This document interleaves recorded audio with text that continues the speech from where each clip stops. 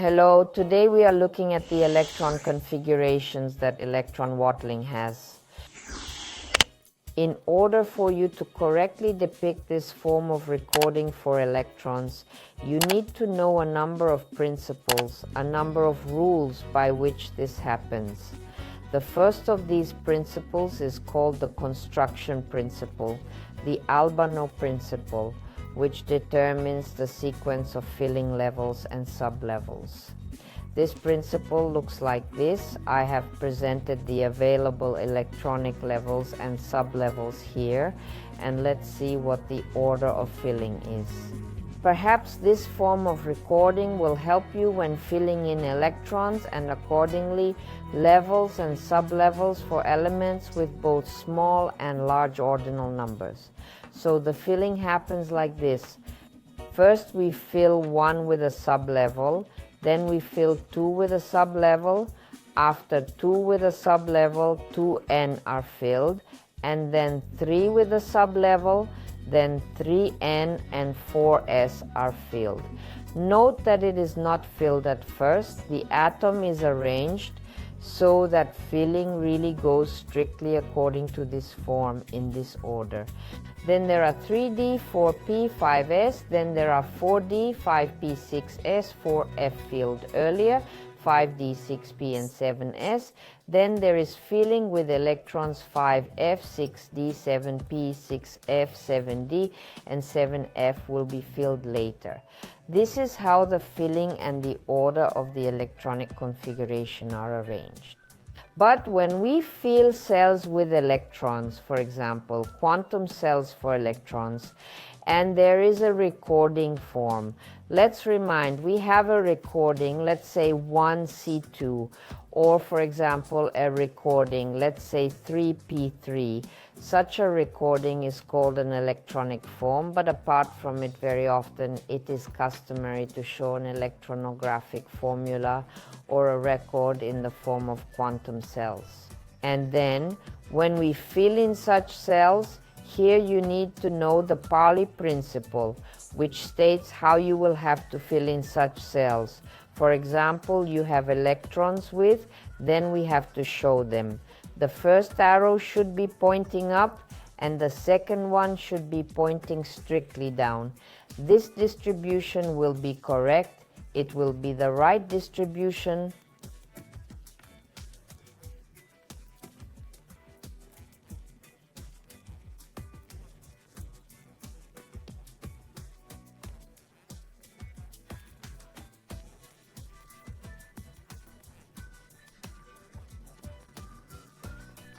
The electrons in this quantum cell, as accordingly it is impossible to depict. You cannot depict, for example, both electrons arranged as arrows up. Such a distribution will be incorrect, as well as filling, for example, the same 2 electrons. Both distribution downwards will not be correct. Such an entry would also be incorrect. And therefore this should not be done in any case. This will be perceived as a mistake. Therefore, when you fill in the quantum cells, please do not forget to adhere to the Pauli principle, because such a record is very important and shows which electrons are in this particular quantum cell. So that's how it's done.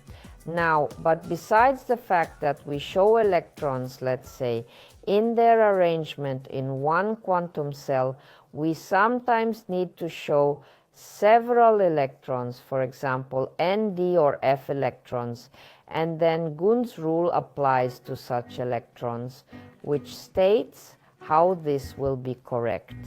Well, for example, we would like to depict p electrons, which are at the 3rd energy level.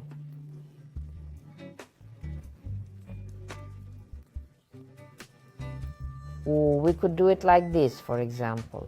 It may seem to you that this form of writing would be correct, like this, for example. Or it might seem to some of you that perhaps it would be correct like this, for example. Or, for example, the arrangement of the electrons, let's say downwards, would be downwards. It might seem to some of you that perhaps it would be correct like this. And let's show another form of recording how the electrons, perhaps you would think, would be arranged correctly. Now, which of these forms of recording is the correct one and which would be incorrect? The fact is that it is the last one that is the correct record. It is the right one.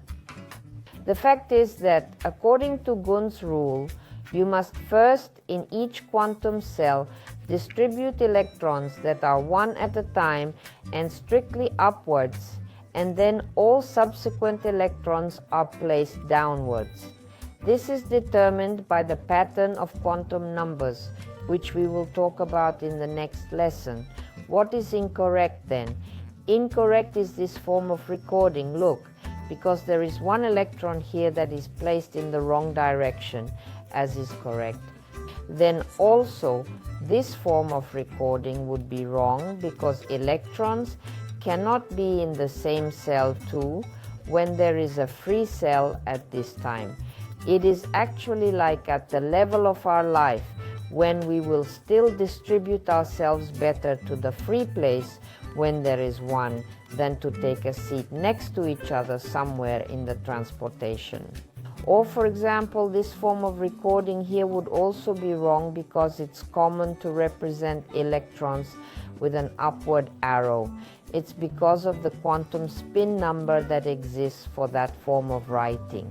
So these records are wrong. You can't depict them that way. It will be wrong too. And then, knowing how the electrons are distributed, we can show, for example, for some element, the form of record, both electronic and, let's say, electron graphic. Let us give a concrete example. Let's say that element is nitrogen, and its serial number is 7, or its atomic number, and let's say its mass is 14.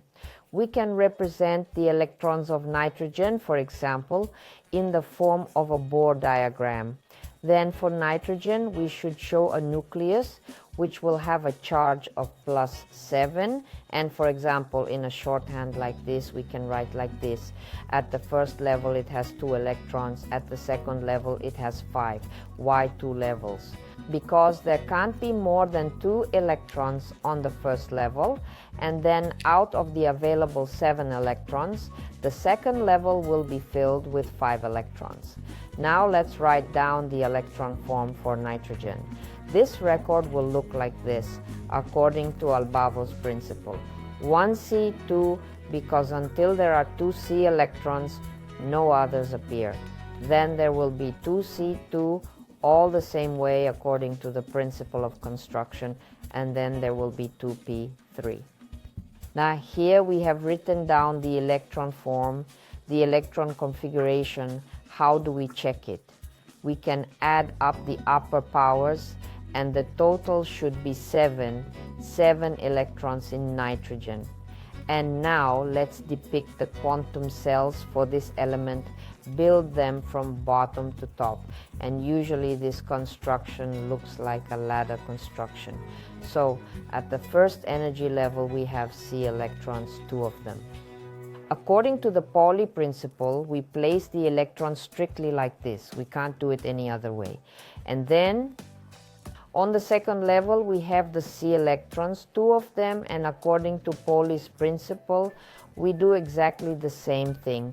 And now we have more P electrons that are placed on the P sublevels. There are 3 of them. And then we apply the Gun's rule, which says first we have to place the electrons like this.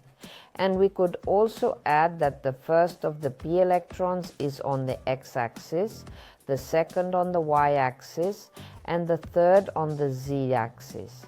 Here we have shown the electron graphical form, or the shape of the quantum cell depicted. So for any chemical element, you can depict its record of electrons in the composition of its atom. It's called the composition of the atom, either in the Bohr diagram that I've shown here, the shortened version, either the electron form or the electron graphic formula. And in all my examples, I relied on the construction of the Albau principle, that is, the construction of the distribution of electrons according to a certain order. I used Pauli's principle, placing electrons in quantum cells, and in addition to that, I used Gun's rule, which states exactly how electrons are distributed, let's say, on the p orbital. I hope this is clear, and in the next lessons we will try this for elements from the 1st to the 36th order number, and we will see what peculiarities the construction in this case has for elements of both small and large periods. Goodbye.